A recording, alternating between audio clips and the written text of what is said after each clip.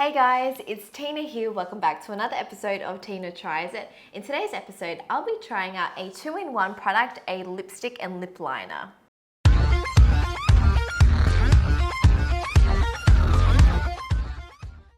If you haven't already, make sure you click subscribe below to stay updated with future videos. I recently went a little bit crazy on the Sephora website and I bought a whole heap of makeup and lipsticks. A part of that haul were these lipsticks from Benefit.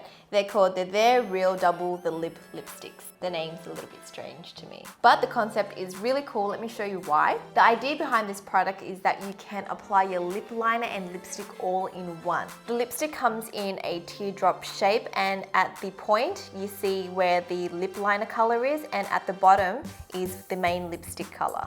So it saves you from bringing an extra lip liner around, and it also makes your lips look fuller because it gives you like a really natural gradient effect, because most of the lip liners are a little bit darker than the lipstick shade. So when you apply it on, it makes your lips look fuller. These babies cost around $20 for the full size. I bought this from the Sephora US website, but I believe they are in Myers in a gift pack, but they're the small travel size. I think the full sizes will come out later this month.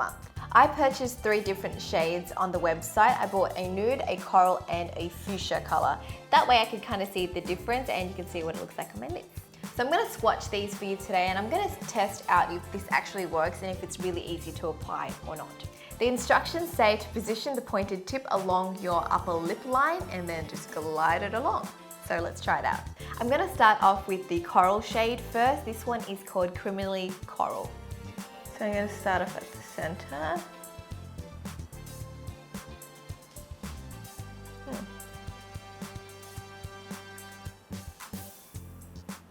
It's not like extremely pigmented.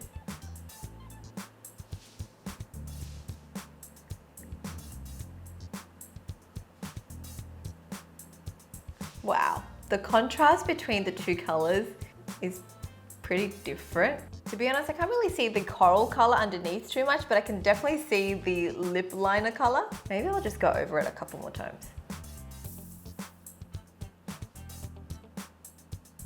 Let's turn this over and do my bottom lip.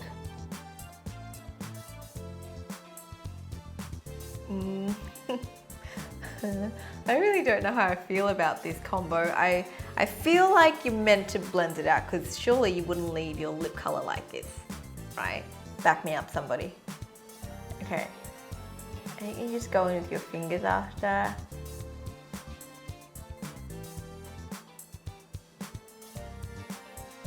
Like that looks much better. You can kind of see a slight gradient. It's not like so obvious like before. You could see the lip liner, you couldn't really see the color. That looks so much better, especially once it's blended out. It looks really nice, it looks really natural. My lips do look a little bit fuller, but not like super plump, you know what I mean? Surprisingly, this was actually really easy to apply. I thought it'd be a little bit difficult because of the like weird shape, but it's actually super easy to apply. The texture of the lipstick isn't quite matte and it's not like super creamy. It's kind of like in between. So if you're not in love with matte lipsticks and you find that they do dry you out, this one won't. It's kind of in between. It's not like so glossy and it's just not super matte. I'm sure this lipstick will transfer. Let's see. It does transfer, so you're going to need to bring it along with you for touch-ups. But in saying that, I don't mind bringing it along with me. I kind of like to touch it up in between anyway, and I do like how it feels on the lip. My lips tend to get really dry and this formula feels really hydrating. Moving on to the next shade, I have Fuchsia Fever. The 2 shades on this look pretty different, so I think I'm going to get the same like really bold lip liner effect like before.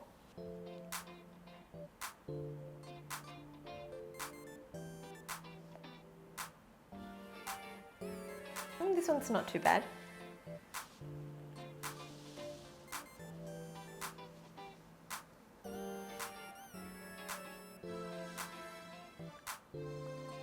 This one's actually not so bad. This one I don't have to use my fingers to blend it out. I just pretty much like press my lips together and it kind of blended itself out. And you can see a nice gradient there. Finally, I'm going to swatch the last shade I have, and it's called Nude Scandal.